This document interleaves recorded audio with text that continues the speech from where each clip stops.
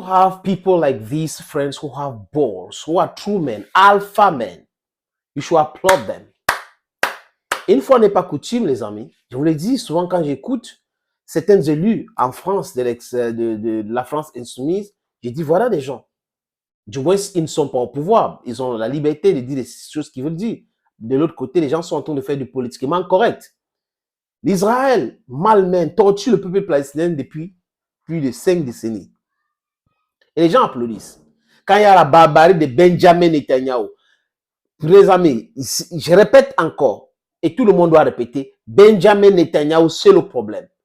C'est lui le véritable problème contre la création d'un État palestinien. Ce monsieur fait tout pour qu'il n'y ait pas un État palestinien. Donc c'est un extrémiste dangereux, notoire, qui a même des démêlés avec la justice de son pays et qui fait tout pour arriver au pouvoir parce qu'il a peur d'aller en prison.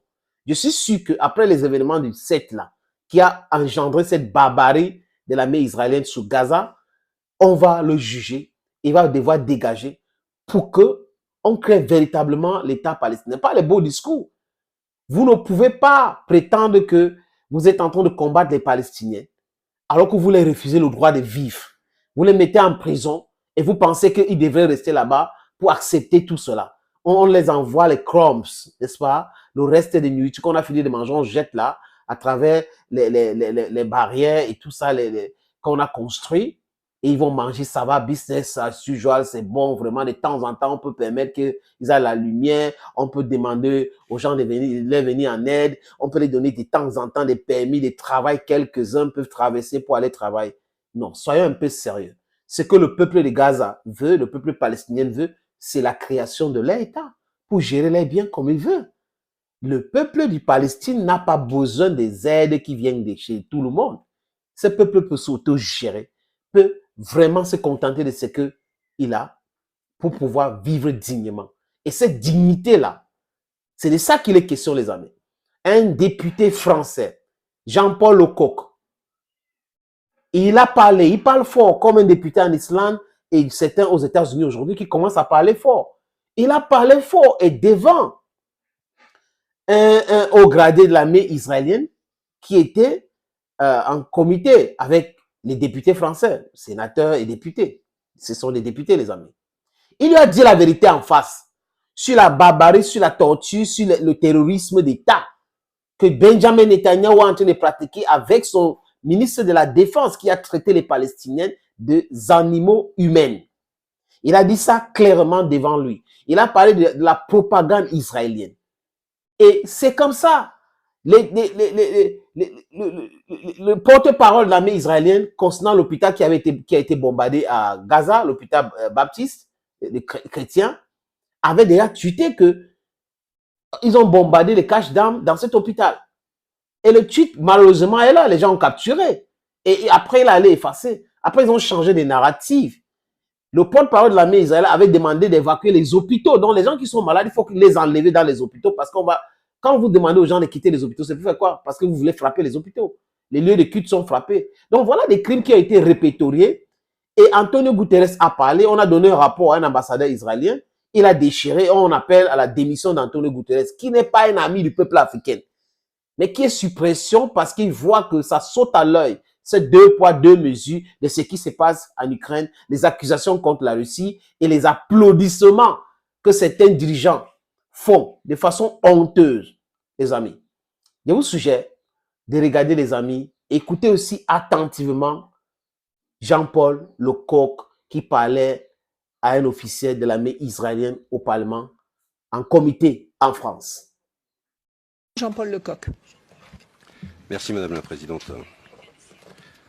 C'est un moment important pour nous de recevoir un militaire de l'armée israélienne, puisque nous avons eu l'occasion de recevoir il y a quelque temps le président de la Knesset.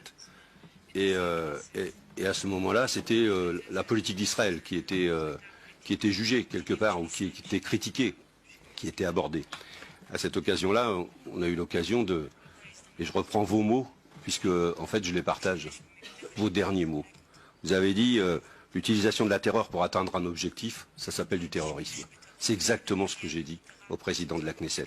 C'est que la politique qui est menée par Israël à Gaza, c'est que la politique d'apartheid qui est menée en Israël, c'est que l'ensemble des dispositions, et la dernière, et moi j'ai eu l'occasion avec d'autres députés d'aller au lendemain de l'opération Plomb durci, rencontrer les autorités, y compris le Premier ministre, ce que votre armée a fait à Gaza à l'occasion de l'opération Plomb durci, c'était un acte d'humiliation et vous avez semé la terreur. Vous avez broyé la zone économique de Gaza, du nord de la bande de Gaza. Elle n'était pas plus haute que 40 cm. Tous les bâtiments étaient broyés sur des kilomètres.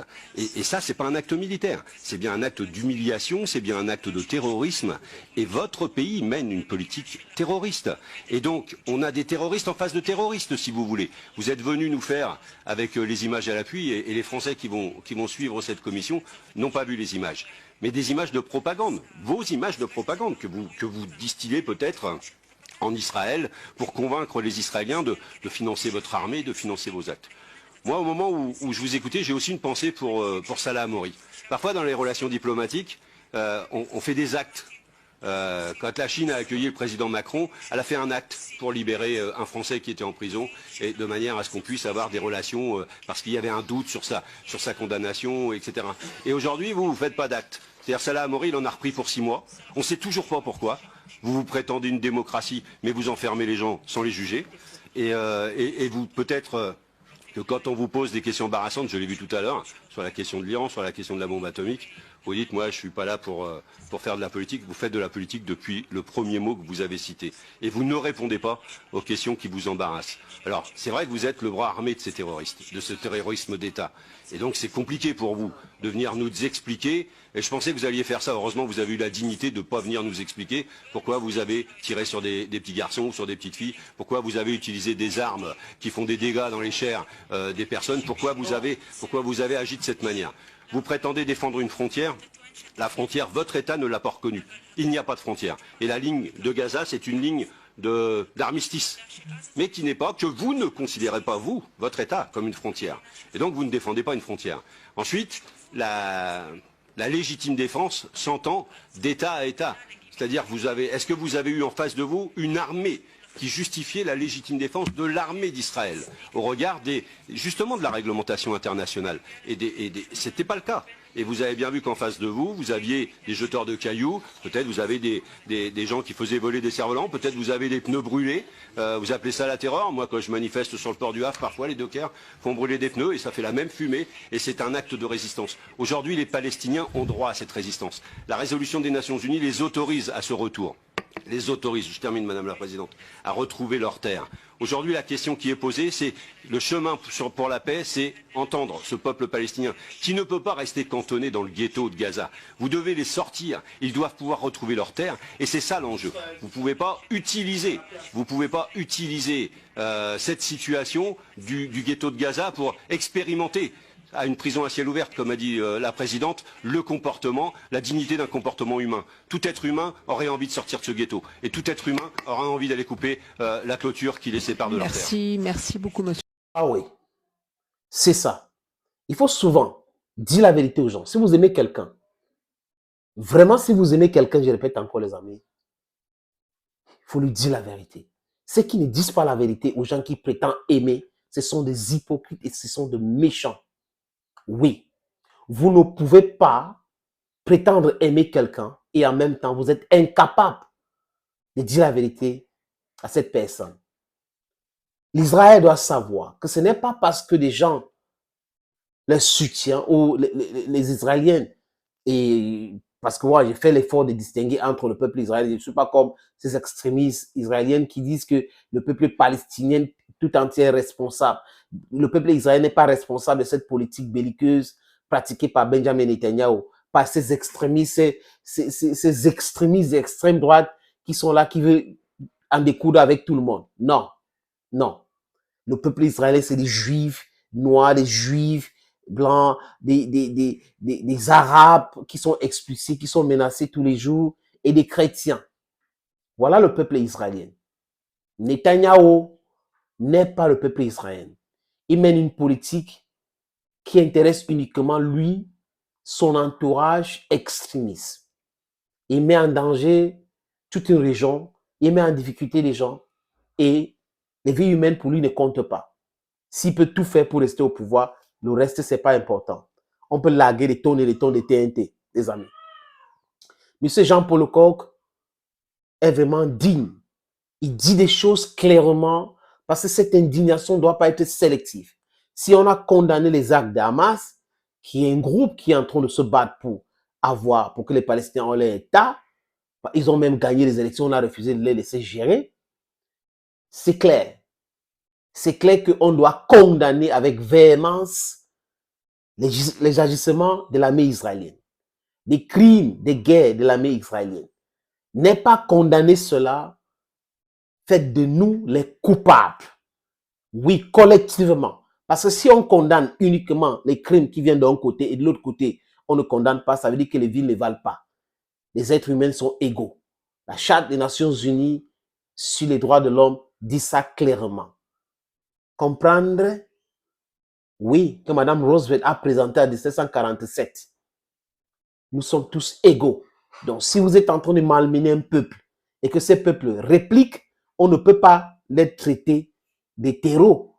Si vous faites ce que vous êtes en train de faire aussi, vous êtes des terreaux. Donc, dis ça.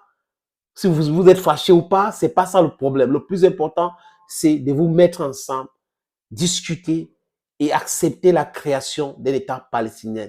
Un point, c'est tout. Le reste, c'est pas important. La souffrance du peuple palestinien a tellement duré. Et des gens normalement constitués devraient dire non à cette injustice-là. La souffrance du peuple africain a tellement duré. Aujourd'hui, nous sommes en train de combattre l'impérialisme. On nous donne les noms. On nous donne les noms, on nous dit qu'on est manipulé. C'est exactement comme ça se passe avec le peuple palestinien. On a été colonisé, donc nous savons de quoi on parle. On a souffert quand même de l'apartheid. Oui, en Afrique. Le peuple palestinien continue de souffrir comme ça parce que Netanyahu les déteste, parce qu'il n'aime pas les gens qui ne sont pas comme eux. Allez trouver le bon mot, les amis. Thank you, friends, for watching this video on this platform. Stay blessed and bye-bye for now.